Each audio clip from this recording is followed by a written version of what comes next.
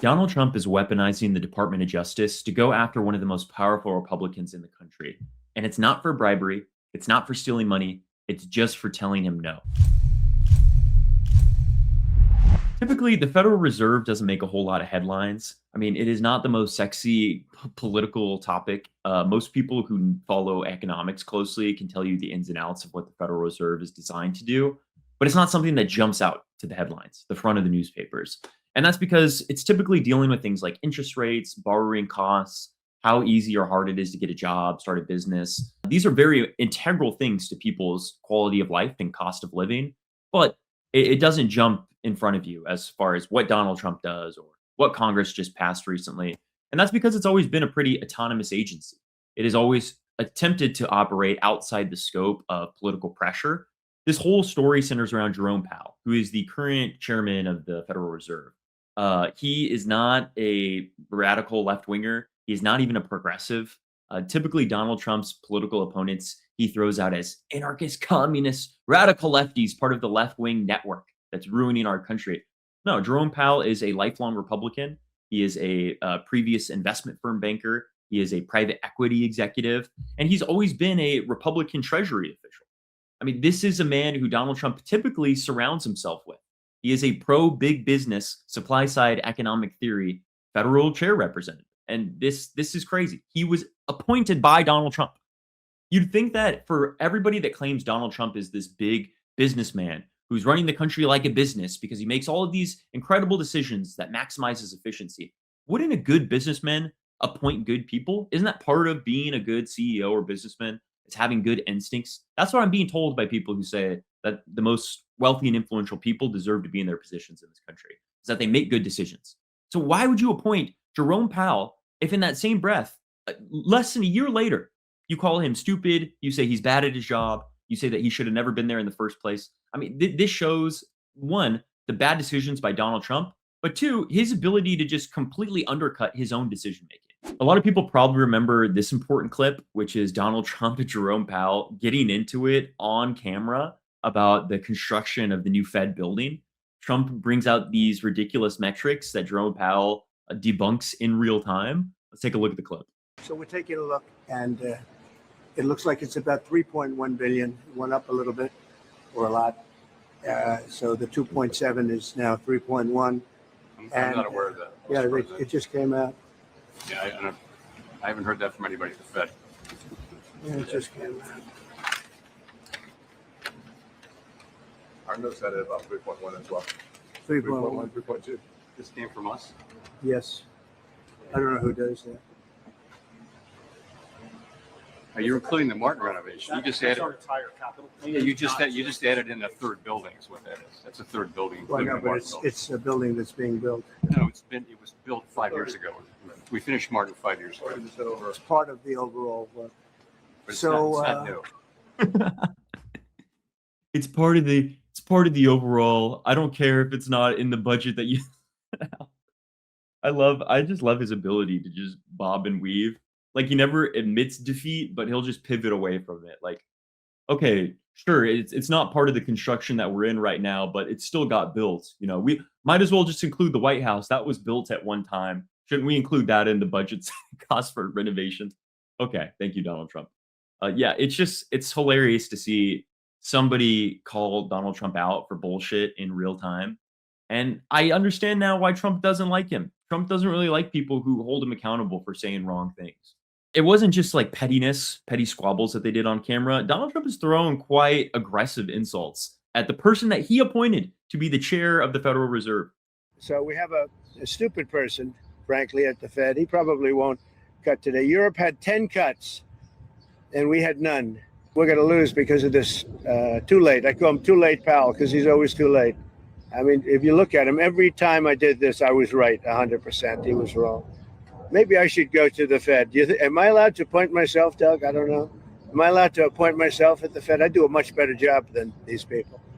So anyway, we should be 2 points lower. It'd be nice to be 2.5 points lower. And by the way, if he's worried about inflation, that's okay. I understand that. I don't think there's going to be any. So far, there hasn't. But now.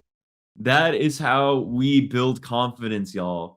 This is the economic policy of the United States. It doesn't matter if we have concerns about inflationary rises or we need to cut interest rates in order to control what the economy looks like. No, as long as Donald Trump says there won't be any inflation, we can be okay. We understand that it won't happen.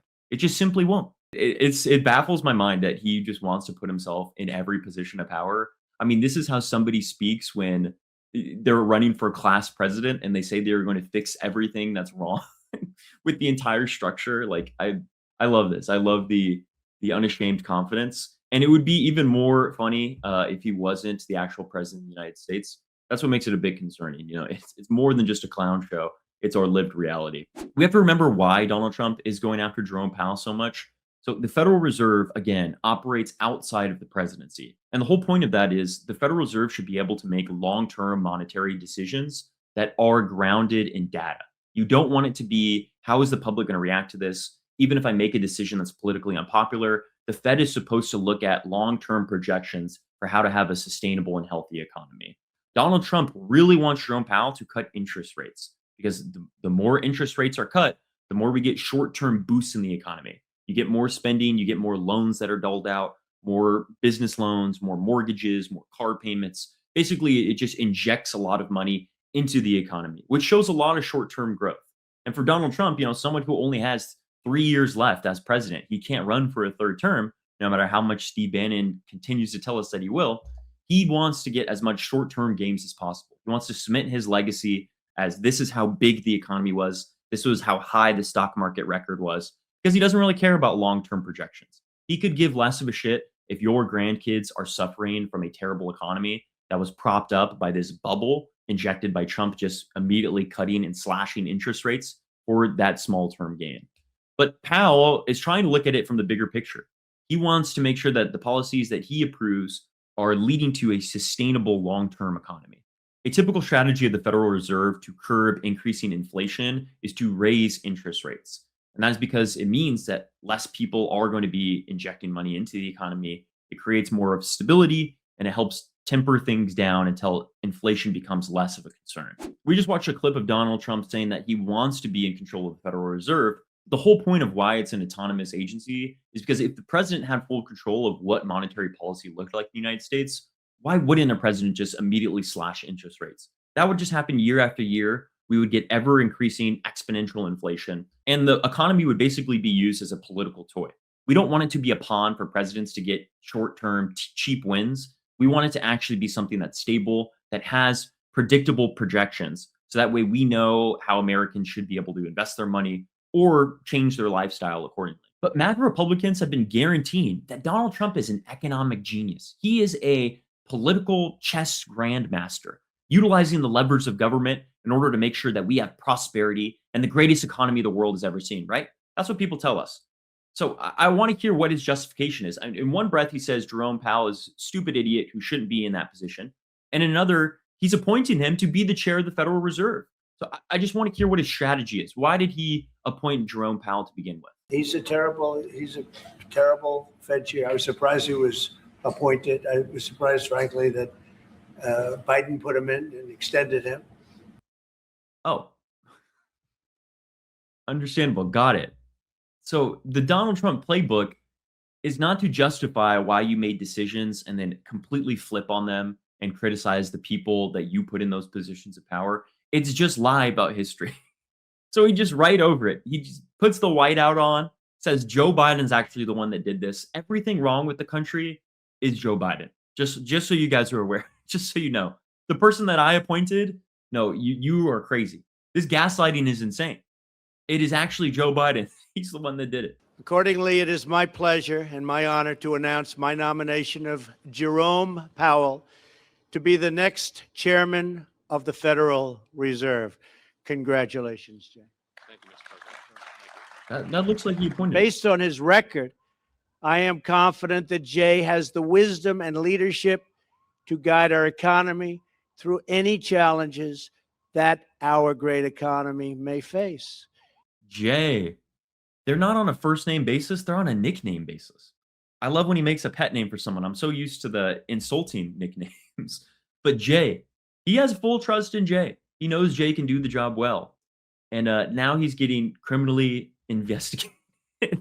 Now, look, I want to be clear. I'm not a fan of Jerome Powell.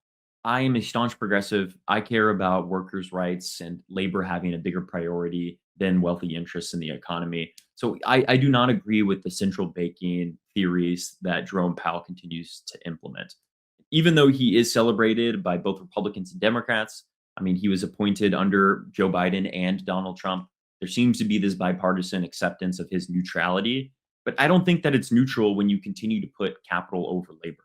I mean, most of Jerome Powell's decision making, especially during COVID, heavily prioritized asset prices. Powell's COVID response literally stabilized markets increasingly faster than it did any worker protections. It continued to widen wealth inequality. I mean, we saw some of the wealthiest people in the country, like Bezos and Elon Musk, quadruple their net worth under the pandemic through the policies that were implemented through the Fed under Jerome Powell's watch in 2020. And if your emergency policy makes billionaires increasingly richer while workers get crumbs, that's not neutrality. I don't care what the Democrats will tell you. That is a political choice. So for anybody that has tolerance for inequality or views employment rises and wage growth as risks to inflationary concerns, that is not somebody that I think really is putting workers first. I have a lot of criticisms for Jerome Powell, but it's not that I think he's corrupt. I don't think that he is misusing his position as the chair of the Fed. I just think that he is interpreting the data wrong and putting in policies that do not help the average worker. And that's not because I am a economic genius. Look, I recognize the accolades under Jerome Powell are much more significantly impressive than mine are. But I agree with a lot of progressive economists who I think would be better in that position, like Lowell Brainerd or Sarah Bloom Raskin. These are people who typically put workers first and recognize that employment cannot be subservient to just fears of inflation. We need to make sure that we prioritize mass employment as a policy for the Fed as well, not just how can we curb inflation. Because that is a very genuine concern, but it can't take precedent over people having jobs. I don't care how stable the economy is if there are millions of workers out there who can't afford healthcare or they can't afford their basic quality of life. But that's just me, again, adding the nuance to this conversation. This is not about me agreeing with Jerome Powell over Donald Trump. This is about me recognizing that the institutions that we have in place that are supposed to guardrail the decisions made via US monetary policy should not be decided unilaterally by the president. The president already has immense amount of powers when it comes to the economy through executive orders, through pushing in Congress, through the bully pulpit. There's a lot that Donald Trump can already do. We shouldn't allow him to control interest rates as well. The answer from all of his lawyers was no, you can't just fire the Fed chair. So Donald Trump tries to figure out another way. If I can't fire him, maybe somebody who's under criminal investigation must be ousted from the seat. I mean, this is the mentality of an authoritarian leader. I will get my way no matter what, and I will bend and twist the law in order to get that bidding done. I mean, Donald Trump was asked verbatim, would you consider firing Jerome Powell? And this was his response. Are you completely ruling out the idea of firing Jerome Powell? I don't rule out anything, but I think it's highly unlikely unless he has to leave for fraud. I mean, it's possible there's fraud involved with the $2.7 billion renovation. This is a renovation. How do you spend $2.7 billion? And he didn't have proper clearance, et cetera, et cetera. So there's Donald Trump already admitting the truth. He openly tells reporters, of course, I don't have any intention of firing him. I mean, I'll never rule it out, but that is certainly highly unlikely, unless, of course, he's federally investigated and he turns out to be a criminal because of building renovations. This was a statement that he gave in July of last year. So this is him already sowing the seeds. This is him saying, this is what the plan is, and we will execute it eventually, which just so happened to happen yesterday. So when Trump returns to the White House in 2025, he wants to have those immediate short-term gains. And he recognizes he can't just fire the head of the Federal Reserve. So him and his Republican allies have to figure out a way to attribute caused harm to Jerome Powell. And they immediately begin scrutinizing this federal building renovation. Now, there were so many lies that were just told about what the renovation was going to entail. There are no VIP elevators. There's no water features. There's no VIP ballroom. Jerome Powell and the Fed have been very explicit and transparent with what the renovations are doing. These are two historical buildings where the last renovations that were done were in 1930. There is so much asbestos that needs to be removed. There is toxic soil that's outside of the building property. There's a whole lot that has to be done. And the point is, we want to have good infrastructure in Washington. Now, I can't tell you the full benefits of all of these renovations, but this is a typical procedure. The Fed has the ability to renovate if there is a building that's deemed to be unsafe or in need of those types of safety renovations. And that's clearly what's happening. So Donald Trump is only scrutinizing this again because Jerome Powell is not just listening to him and cutting interest rates immediately. The real show here that everyone should be familiar with is Trump is willing to go after his political opponents, even if he's the one who appointed them, even if they belong to the same party, and even if they belong to the same economic vision, which is empowering the most influential and powerful people to continue to gain wealth. That explicitly is the goal of Donald Trump and Jerome Powell. And so it is weird to see them at conflict simply because Jerome Powell thinks that the best way to get money in the hands of rich people is to have a long-term stable economy, as opposed to Donald Trump's short-term visions. So yesterday, Jerome Powell released a statement that is unprecedented. Let's take a look at what he said. Good evening. On Friday, the Department of Justice served the Federal Reserve with grand jury subpoenas, threatening a criminal indictment related to my testimony before the Senate Banking Committee last June. That testimony concerned in part a multi-year project to renovate historic Federal Reserve office buildings. I have deep respect for the rule of law and for accountability in our democracy. No one, certainly not the chair of the Federal Reserve, is above the law. But this unprecedented action should be seen in the broader context of the administration's threats and ongoing pressure. This new threat is not about my testimony last June or about the renovation of the Federal Reserve buildings. It is not about Congress's oversight role. The Fed, through testimony and other public disclosures, made every effort to keep Congress informed about the renovation project. Those are pretexts. The threat of criminal charges is a consequence of the Federal Reserve setting interest rates based on our best assessment of what will serve the public, rather than following the preferences of the president. This is about whether the Fed will be able to continue to set interest rates based on evidence and economic conditions, or whether instead monetary policy will be directed by political pressure or intimidation. I have served at the Federal Reserve under 4 administrations, Republicans and Democrats alike. In every case, I have carried out my duties without political fear or favor, focused solely on our mandate of price stability and maximum employment. Public service sometimes requires standing firm in the face of threats. I will continue to do the job the Senate confirmed me to do, with integrity and a commitment to serving the American people. Thank you. Again, I don't agree a lot with Jerome Powell's vision for what the economy should look like, but I do agree with everything that he said there.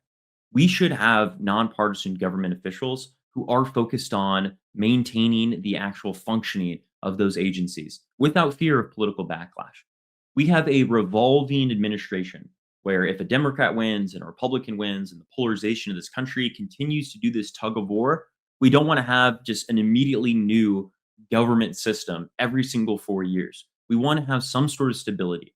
We want, regardless of if there's a Democrat or there's a Republican that's in office, we have people that are experts in the national parks that are able to handle the national parks regulation. Or we have somebody that is in the Federal Reserve who understands economic policy and longevity, who can make sure that we are pushing the country in the right direction to curb inflation and what hurts all Americans.